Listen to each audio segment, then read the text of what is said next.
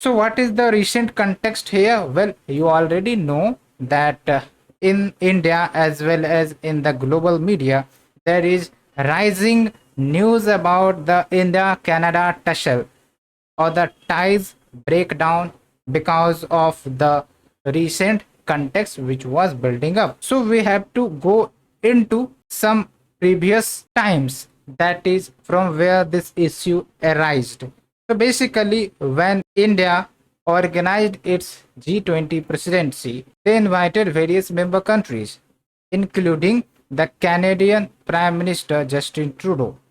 And even when our Prime Minister hold bilateral meetings with Prime Minister Justin Trudeau, they raised concerns about anti-India sentiments which was getting propagated in Canada, and talked about that your authority is not taking good actions to curb anti-India rise or the secessionist movement which was spreading in Canada, and so there was a need to curb on it. So when this issue was raised by our Prime Minister, the Canadian media as well as the world media highlighted this at the global level, and the Prime Minister of Canada, Justin Trudeau, felt insulted, like so to cover up his image when they went to Canada back. So in his parliament, they talked about the death of the separatist leader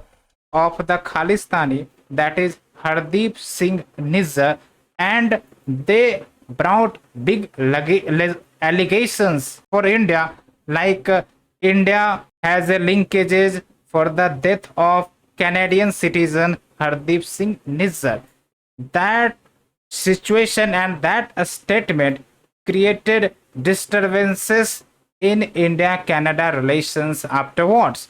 That's why in the newspaper this issue is getting covered more and more. We will talk about the person Hardeep Singh Nizar, but before that, we have to understand what was its after impact.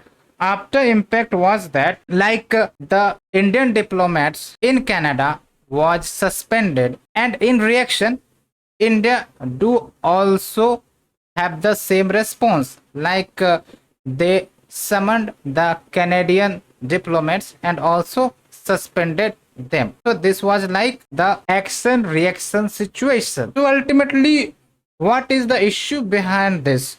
Why the Khalistani issue gets raised in Canada? And we have to understand about the recent India anti-India activities which was going on in Canada. That's why India raised the concerns, like on June 4, massive parade was organized by pro-Khalistani supporters the day before 39th anniversary of Operation Blue Star. And Operation Blue Star we will talk. And in this massive parade, the most important news to highlight is that the separatists glorified the assassination of the then Prime Minister, that is Indira Gandhi.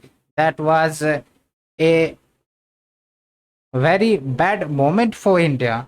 That's why the issue was highlighted by India.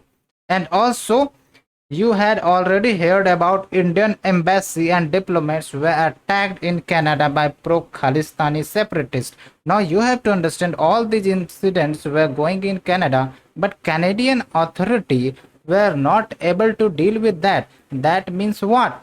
More or less, there was green clearances from Canadian authority.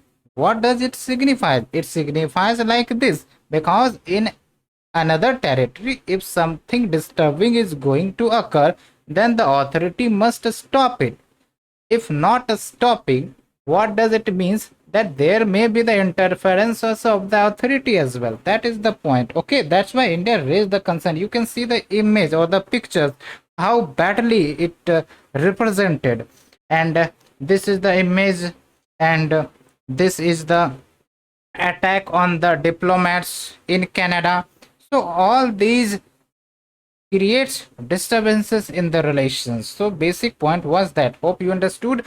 And we have also talked about the context behind G20 bilateral meet, that when the Canadian PM came and Indian PM raised this issue, and to cover up, Indian diplomat was suspended and had deep allegations of India's link in the killing of the Hardeep Singh Nijjar. Now talk about Hardeep Singh Nijjar. This personality is wanted in India. Why wanted in India? Because it has allegations that it was involved in 1990s violence which was occurred in Punjab, and also due to that they had Interpol red corner notice. So ultimately on June 18, this personality was killed by unidentified person in Canada, and there was no proper investigation who killed them, why killed them, but the Canadian Prime Minister is directly alligating to India. That is the big factor to note here. Okay, so India retaliated by its response, like India talked. New Delhi has denied these allegations and described them as unsubstantiated and absurd. And also, it reflects like the Canadian PM is doing vote bank politics. Why vote bank politics? Because in Canada there is large number of Sikh population who lives there, and that's why to garner their support, these type of actions is performed by them, so that vote bank politics gets attracted, and this is very big disturbing issue. So that is the point. Now we will understand about the basic Khalistan movement, how it occurred, what is the history behind it, so that you have proper understanding about that. And if any article comes in the paper, you will be able to understand after listening the discussion. Please listen it carefully. Okay, so when we talk about Khalistan movement, it has its origin after India's independence. When India got independent, then definitely we have India and we have Pakistan. So you can see that this side is Pakistan, this side is India. And now in India we have the Punjab and we have the Pakistan, and in Pakistan also there is a Sikh community lives there. So basically what was the point, that after independence the Sikh groups, some of the Sikh groups tried to talk about Punjab sovereignty. They talked about separation of Punjab and having the autonomous state by demanding separate sovereign state in the present day Punjab, and it comprised with the region like India and Pakistan where the Sikh population lives. Okay, and the Punjab province, which was divided between India and Pakistan, this saw vast communal violence, and due to that we have the generation of millions of refugees. And when we talk about Lahore, Lahore was established by Maharaja Ranjit Singh, and Maharaja Ranjit Singh is known for creating great Sikh empire. But this Lahore went to Pakistan, including the location Nankana Sahib, which was the birthplace of Guru Nanak, the founder of Sikh religion. Okay, but what is the issue after independence? Most of the Sikh lives in India, and also some of the Sikh community lives in Pakistan. So some of the separatist group organizations talked about the independence, the autonomy towards Punjab or the Sikh community. That was the point. Okay, so that's why from there the issue was raised, and from onwards there was a struggle for a greater autonomy to these regions, like Punjabi Suba movement. It was created for demand of Punjabi speaking state, and when the India and Pakistan was bifurcated after independence, you should know that that time Punjab was comprised of Haryana, Punjab was comprised of Himachal Pradesh and the present territory of Punjab. So that was mixture of different religion and languages. So Punjabi Suba movement started demanding for Punjabi speaking state, and that's why when the protest got too much in 1966, the state of Punjab was reorganized to reflect the Punjab Suba demand, and that's why the Punjab was trifurcated. Trifurcated means divided in three parts, which three parts we have already talked about. Okay, that is also the point.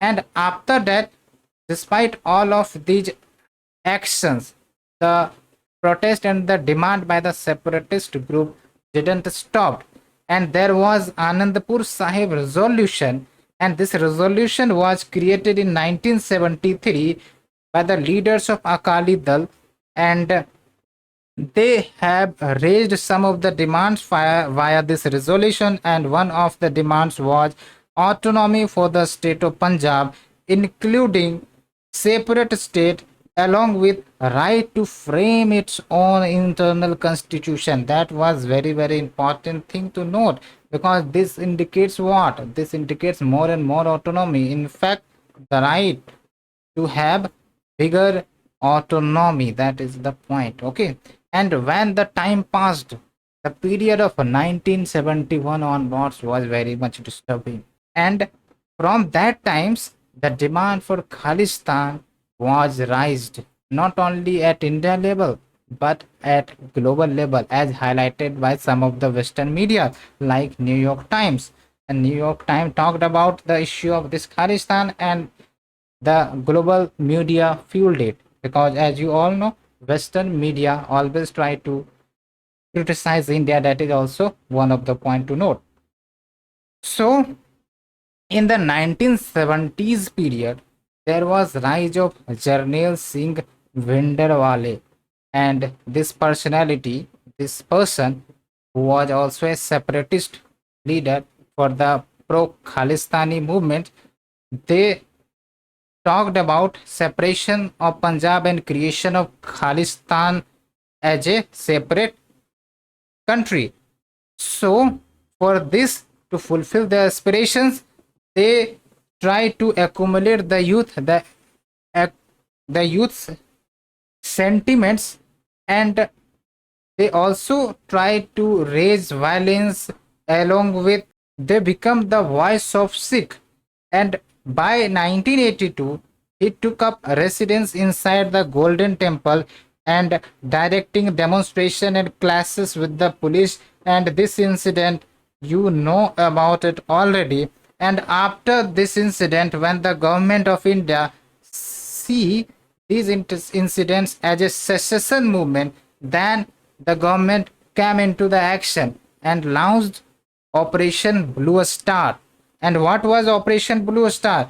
It was military operation conducted by the Indian government in June 1984 to remove the Sikh militants who had taken shelter in the Golden Temple complex in Amritsar, Punjab. And why this operation was conducted, we have already talked, like isolating violence and separatist activities. And the leader was Jarnail Singh Bhindranwale, and they wanted to create independent Sikh state called Khalistan. So the government need to take action, and government under Operation Blue Star took the action as well. So we have talked about the basics, the rise of the Khalistani movement, and from where it rised, and the impact is now we are seeing as well. And you have to understand about the Canada and the linkages of Khalistani, because one of the most Sikh population lives in Canada. Approx 2.1% of the population in Canada belongs to Sikh community. That's why the impact of this type of separatist issue is very much highlighted in Canada. So you can understand, as per the 2021 Canadian census, Sikh accounts for 2.1% of Canada population, and one of the important city, that is your Brampton city, which is home to Canada's largest Sikh population. But despite all these issues was going on, our Prime Minister tried to resolve the relations and try to make the relations to be moved forward by removing the mistrust over the Khalistan issue. But the relations was started to improve after in 2015 our prime minister went to Canada and tried to improve the relation, and afterwards the foreign minister of Canada do visited India and the relation was going on in a good direction. But now again the relation got disturbed, and because of these situation, maybe the trade investments get affected, and also there was a talks over the free trade agreement between India and Canada. The trade agreement may get delayed. That is also important point. So we have discussed all of the issue in great detail. Hope you understood. If you liked our article, please do share and subscribe with your friend circle.